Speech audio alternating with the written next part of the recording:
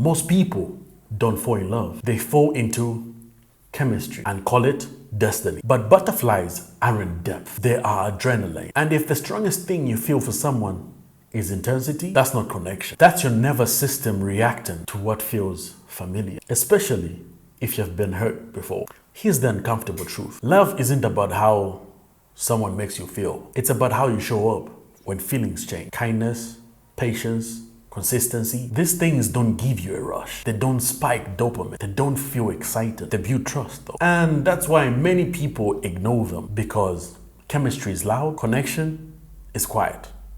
And compatibility, don't even start.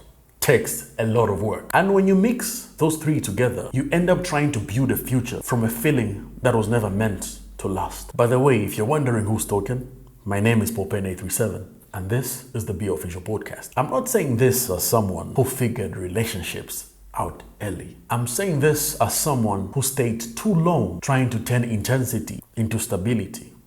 Now, this is where it gets real. Stay with me. Most relationships don't fail because love wasn't there. They fail because one or both weren't ready, not healed, not honest, not aligned. And instead of admitting that, we romanticize the struggle. We call it fighting for love.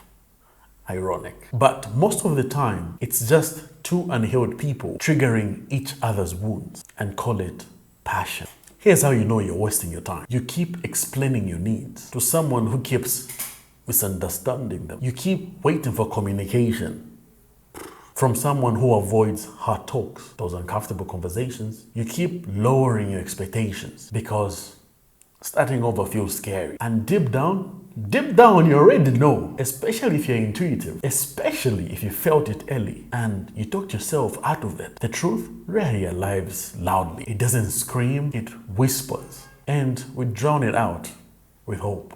But here's the shift most people miss. Relationships are not hard by default. They become hard when we bring unheld fear into them. Fear of being left. Fear of being alone, fear of not being chosen again. So instead of learning how to love, people learn how to protect themselves. So they start to play hard to get, don't care too much. They now start hiding their feelings. But that's not emotional intelligence. That's fear wearing a smart outfit. Real strength is being able to feel deeply without losing yourself. Real confidence is knowing you can walk away and you still be okay. And here's something no one tells you. If you show up as a version of yourself you can't keep, the relationship already has an ending date. The mask will sleep very soon. Tiredness will show very soon. Resentment will start to grow. And both people will feel confused. That's why solitude matters. Not isolation, but solitude. Time to know who you really are before someone else names you.